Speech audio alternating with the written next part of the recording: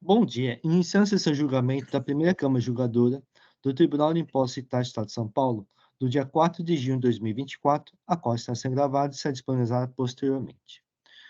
Todo juiz já conforme a presença do sistema de debate, vou iniciar a sessão.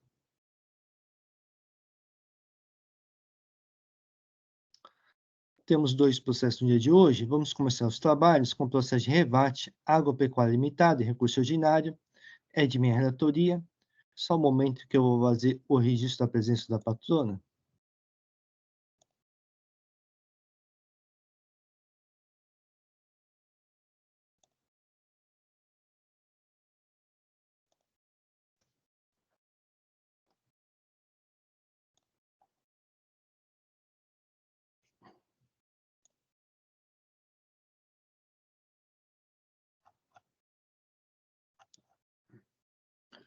Trata-se de retorno dos autos à instância ordinária determinada pela Câmara Superior para apreciação do item 2 do AIM. O item 2 do AIM traz a acusação de acreditar-se indevidamente ICMS por ter efetuado crédito do diferencial de alíquota nas operações interestaduais, uma vez que a alíquota interna é 12%, não havendo a diferença de alíquota a ser aplicada nas entradas de bens do ativo permanente, portanto, não tem direito ao crédito do imposto. A decisão primeira instância julgou procedente de autoinfração. Em seu recurso ordinário, quanto ao item 2 do AIM, a autuada arguiu que a conduta estaria amparada pelo artigo 63, inciso 2 do regulamento. Acolhendo a 7ª Câmara Julgadora, deu parcial pelo recurso ordinário. Os recursos especiais da Fazenda Pública Estadual e do Contribuinte tiveram seu processamento deferidos. A Câmara Superior anulou a decisão proferida pela acolhendo a 7ª Câmara Julgadora quanto ao item 2 do AIM, sobre as demais alegações de recursos especiais. A protesto de sustentação oral expressamente requerida. Então, doutora Tainara, desculpe. Doutora Tainara, fique à vontade para realizar a sustentação oral. Obrigada, presidente. Inicialmente, eu gostaria de cumprimentar os demais conselheiros que estão presentes na sessão de julgamento, todos aqueles que estão assistindo, né? Esse caso, conselheiros, é um caso aparentemente simples, né? Houve o retorno, como já destacado aí pelo conselheiro relator, para que fosse apreciado um item específico que foi cancelado pela 7ª Câmara no julgamento anterior. Em relação a um valor de R$150 mil, 150.738, é o item 1.2 do auto de infração. Nesse caso aqui, de fato, houve um equívoco. A empresa, ela fez a apuração do valor do ICMS, ela apropriou um crédito de ICMS que ela pagou, tá? Aparentemente, não deveria ter sido tomado esse crédito, porque a empresa entendeu, na época, que a alíquota interna era de 18%. Então, ela recolheu aí um diferencial de alíquota, porque a operação interestadual era de 12%. E isso, na época, a 7ª Câmara, ela entendeu que se aplicaria aqui o artigo 63, inciso 2 do regulamento de ICMS, porque a empresa realmente errou. Se vocês forem identificar, bate exatamente com a GIA, que é o DOC 4, o DOC 5 e o DOC 6, que estão anexados ao auto de infração. Ali aparece efetivamente que a empresa recolheu, entendendo que havia ali uma diferença de alíquota, ela recolheu. E na época, a 7ª Câmara, ela entendeu pelo cancelamento, não só pelo fato da empresa, pelo equívoco, né? Mas pela questão da não cumulatividade. Olha, se a empresa não deveria ter pago e pagou, então, e ela se apropriou ali dentro do prazo de 5 anos, deveria ter considerado esse ponto ao menos. Então, foi esse um dos motivos que ensejou o cancelamento desse auto de infração. Então, eu peço, conselheiros, é só esse ponto que retornou, né? A gente teve outros cancelamentos que eles entenderam que, por enquanto, ainda não foi apreciado pela Câmara Superior. Então, eu peço para que seja mantido e que sejam observados esses itens. Tem documento no processo, e, inclusive, a própria 7ª Câmara se pautou em relação a esses documentos. A gente até anexou no memorial um excerto ali, uma partezinha das folhas 3018 a 3027, né, que foi o acórdão, que a empresa, que o fiscal, o julgador, né, o conselheiro, desculpa, ele destacou ponto a ponto, aplicando, inclusive, também a questão que houve aqui uma aplicação equivocada, e também entendeu pela aplicação do artigo 117 aí do regulamento do ICMS. Então, a esse ponto, conselheiros, eu agradeço a atenção. Muito obrigada. Agradeço, doutora Taimara. Vou passar o voto. A autuada alega que equivocadamente se escriturou a título de diferencial de alíquota o valor correspondente a 6% sobre a base de cálculo nas aquisições interestaduais de bens do ativo permanente, quando não haveria imposto a pagar, uma vez que as alíquotas interestadual e interna são idênticas, 12%, e deste modo teria direito ao crédito conforme o artigo 63, inciso 2 do regulamento. As folhas 2.418 a 2.494 foram juntadas às dias do período de dezembro de 2017 a abril de 2018. Vou fazer uma pequena correção depois.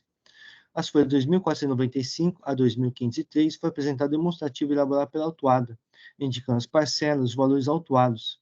E as folhas 2.504 a 2.509, há demonstrativo também elaborado pela autuada com as informações dos bens do ativo. Analisando os documentos, o demonstrativo de folhas 2.504 a 2.509 traz a composição dos valores lançados nas dias, folhas 2.495 a 2.503, campo 52, outros débitos, código 207, artigo 117, inciso 2 do regulamento, discriminando as operações de origem por nota fiscal. Verifique as notas fiscais de fio demonstrativo com o demonstrativo B, elaborado pelo fisco, e seus valores indicados como ICMS indevido coincidem com o valor discriminado como lançado no campo 52 ou dos débitos código 207 das GIAs, bastando realizar a multiplicação do valor contábil indicado no demonstrativo por 6%, que corresponderia ao diferencial de alíquotas equivocamente lançado conforme alegado pela autuada. Por exemplo, tome-se a nota fiscal torne-se a nota fiscal 28.6542, valor contábil R$ 42.650, multiplicando por 6%. Resulta o valor do imposto de R$ 2.509, que foi lançado no campo 52, outros débitos, código 207, da dia de 1 de 2008, que corresponde exatamente ao valor de R$ 2.509 do demonstrativo B do fisco. Assim, não se razão a doutrina de imputação fiscal contra a inexistência de decomposição do montante total das GIAs juntadas pela autuada. As notas fiscais indicadas no demonstrativo de folhas 2.504 a 2.509 e no demonstrativo B são as mesmas, com coincidência de valores, como acima apontado, assim como tanto o fisco quanto a autuada indicaram as mesmas notas fiscais, sem divergências, entende desnecessário juntar as diferentes notas fiscais por parte da autuada, no presente caso, e, ademais, o fisco juntou as notas fiscais a folhas 1.717 a 1.846. Deste modo, diversamente do exposto pela outra representação fiscal, entendo que a autuada demonstrou o alegado pagamento equivocado do diferencial de alíquotas, que corresponde ao creditamento questionado pelo fisco no item 2 do AI. No caso dos autos, em se tratando de diferencial de alíquotas, não há repercussão do imposto pago equivocamente a terceiros, uma vez que se trata de lançamentos realizados a crédito e a débito unicamente pelo estabelecimento adquirente dos bens em sua escrita fiscal nas GIAs. No caso, o artigo 63, inciso 2 do regulamento permite o creditamento do imposto pago indevidamente. Nesse sentido, expôs a resposta à consulta tributária 10.411/2016, transcrita aqui no meu voto. Assim, o creditamento realizado pela autuada é permitido que o fez mediante a publicação de 1,48 por mês.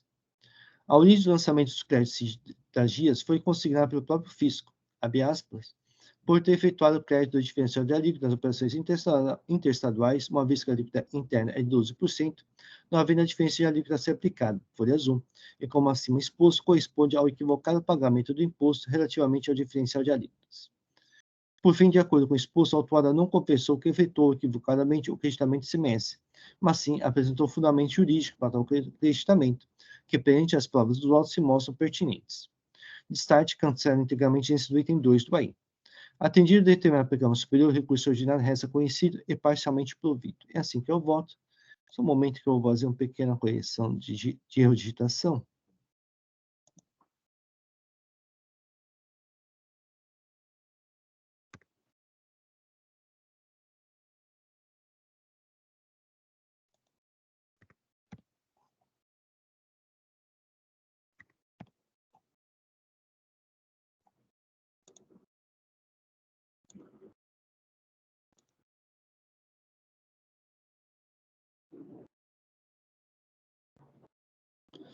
Muito bem, o voto está registrado, o processo está em discussão.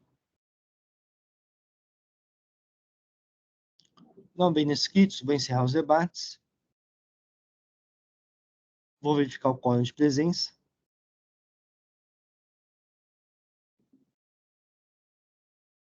Gente, só queria.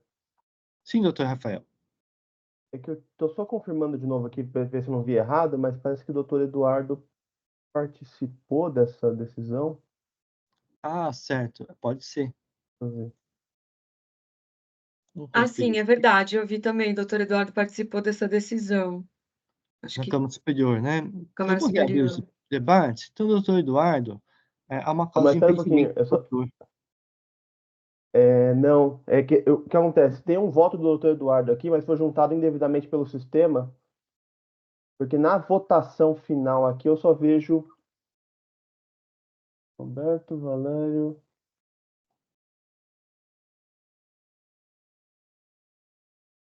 Não, o que aconteceu acho que foi por falha no sistema hepático. Acho que o doutor Eduardo recebeu esse processo, não sei se aí é caso de impedimento, mas ele recebeu o processo em algum momento, elaborou o voto, mas por alguma razão saiu de pauta ou algo assim, e o sistema Certo. juntou. Dá uma olhada, doutor Eduardo, Deixa eu olhar. na É, decisão não, da porque se eu, superior. se eu, se eu não participei do julgamento, eu não estou impedido, né? É, Deixa eu na dar uma olhada. votação Não. não consta. É, a Eu tô meio votação cego. é o que interessa. Deixa eu dar uma olhada, então. Isso lá na superior, né, Rafael? Isso.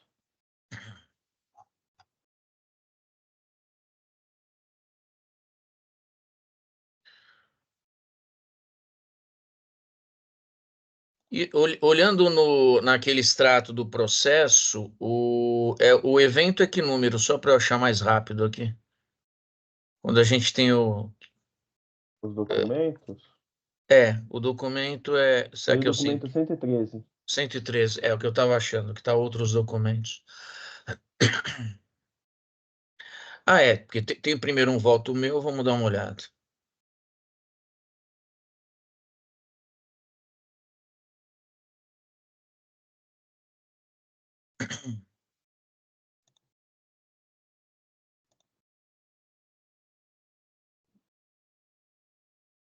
A impressão é que o doutor Eduardo era o relator, saiu em vista por doutor Coraza, e Não, deve ter...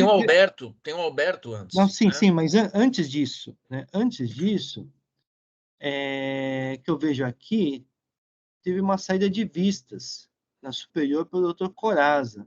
Deve ter vencido o mandato. É, É, acho que eu foi isso. tô, porque O eu voto tô, foi E apresentado, aí o saiu em relator vista. passou a ser o doutor Alberto. É. deixa eu só olhar aqui no final. Eu não consto, deixa eu ver aqui, vista.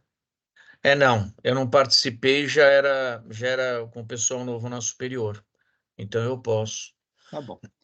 Bem, de qualquer forma, eu reabri os debates por conta disso, mas vou encerrar de novo, vou novamente pedir para pedir a confirmação da presença.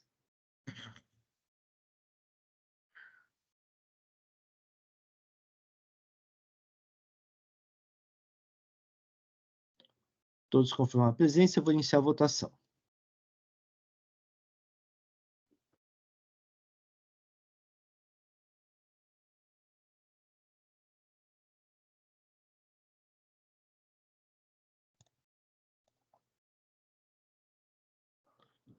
Muito bem, encerrada a votação. Então, o item 2 do AIM foi cancelado e o recurso ordinário da rebate agropecuária foi conhecido e parcialmente provido. Agradeço a presença da doutora Taimara. Obrigada, presidente. Agradeço a atenção de todos. Obrigado, bom dia. Obrigado. Bom dia.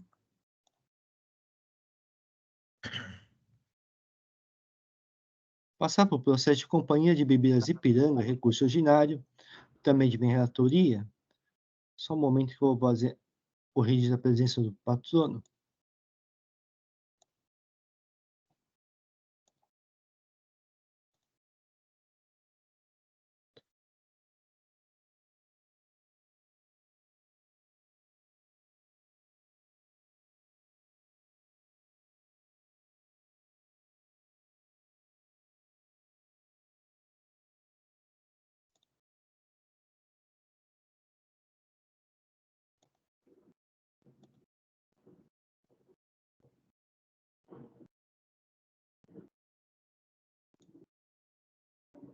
Só um momento que tem vários patronos, deixa eu localizar aqui.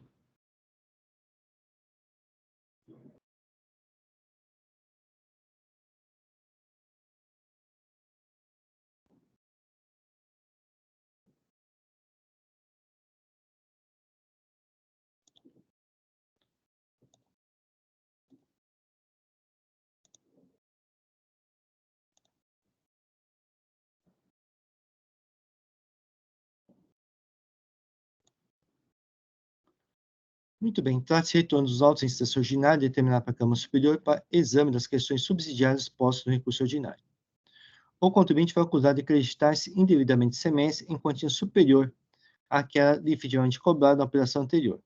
Trata de operações de compra de insumos do estabelecimento amazonense Recofarma Indústria do Amazonas Limitada. A decisão primeira instância julgou procedente de autoinfração. Inconforme à decisão primeira instância, o contribuinte interpôs recurso ordinário, requerendo a nulidade do AIM, a improcedência do lançamento, a recapitulação da multa e o afastamento das disposições trazidas pelo artigo 85 e 96 da Lei 13.918. A douta interpretação fiscal manifestou-se pelo não conhecimento do curso ordinário. A coluna 8ª Câmara Julgadora deu provimento do curso ordinário, cancelando a autuação.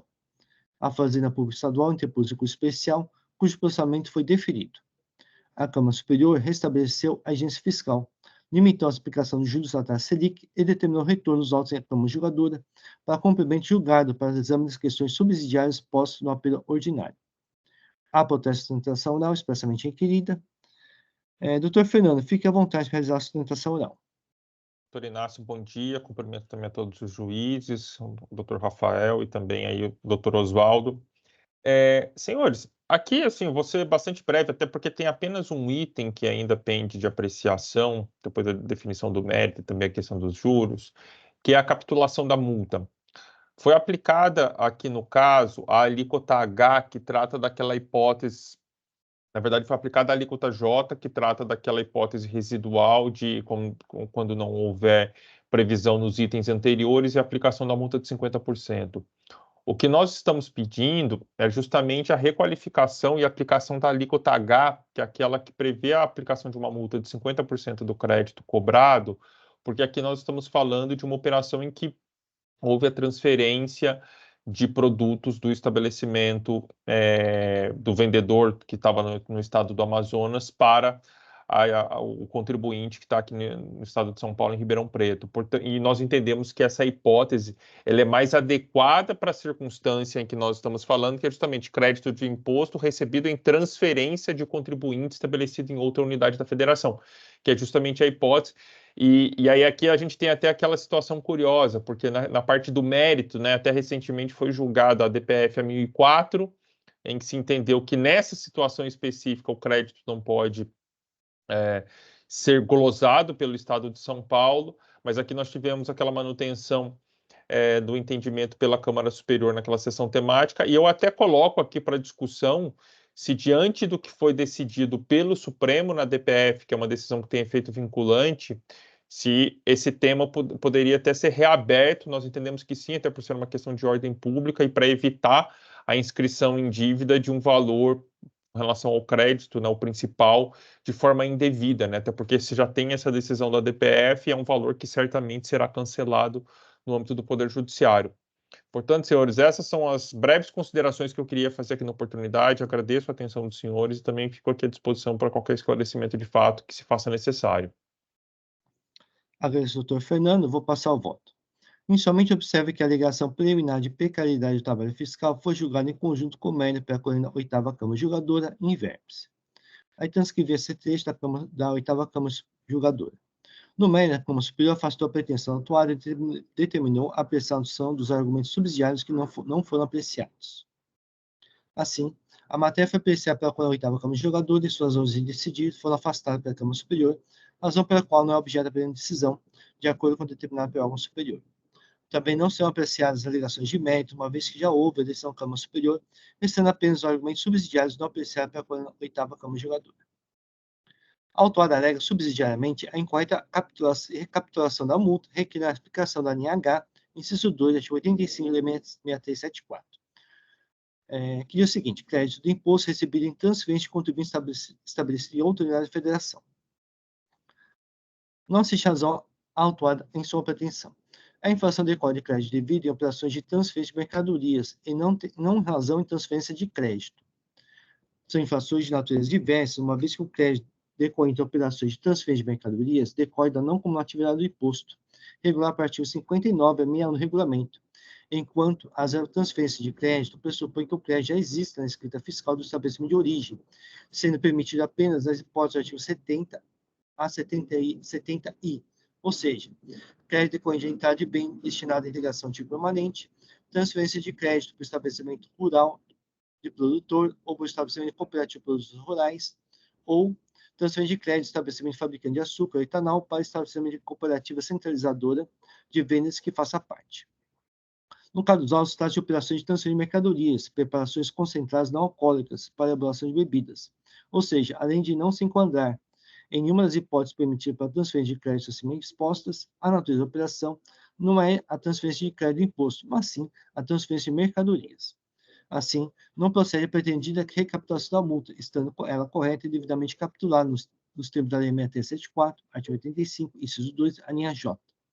Destaque no a pretensão autuada. A alegação de legalidade dos juros já foi apreciada pela Câmara Superior com a aplicação das súmulas 10 revisada e 13.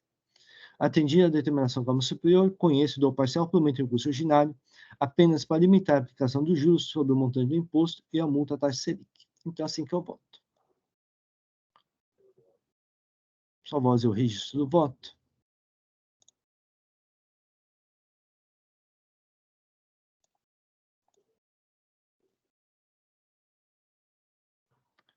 Muito bem, o voto está registrado. Doutor Fernando, sobre a última questão arguida, eu entendo que nessa seara a gente não pode apreciar essa matéria, porque vai contra o que foi determinado na Câmara Superior. De qualquer sorte, terminada a votação e sendo decidida essa parte, se o patrão desejar, pode entrar com recurso especial e fazer algum requerimento para a Câmara Superior. Muito bem, o processo está registrado, o processo está em discussão. Não havendo inscritos, vou encerrar os debates. Vou verificar o quórum de presença.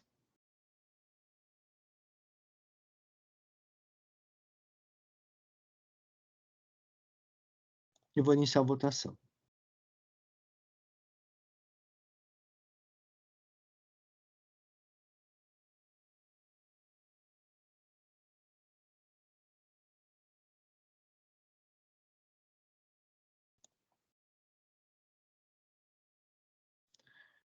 Iniciada a votação, recurso ordinário de Companhia de Bebidas Ipiranga foi conhecido e parcialmente provido.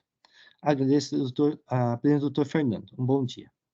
Obrigado, doutor Inácio. Só para confirmar, o provimento parcial da parte dos juros, né? Assim, é só porque é uma parte, né? A gente jogou só uma parte do recurso ordinário, mas para registro, eu tenho que dar o resultado final do recurso como um todo. Ah, entendi. Tá bom. Entendeu? Perfeito. Então, Beleza. é sobre isso. Obrigado. Obrigado. Bom dia. Bom dia.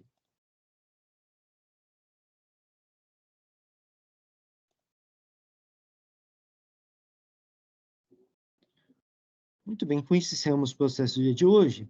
Então, podemos encerrar a sessão de julgamento dessa primeira Câmara Julgadora do Tribunal de Impostos do Estado de São Paulo, do dia 4 de junho de 2024. Agradeço a presença de todos e pedir para os votos encerrar a gravação.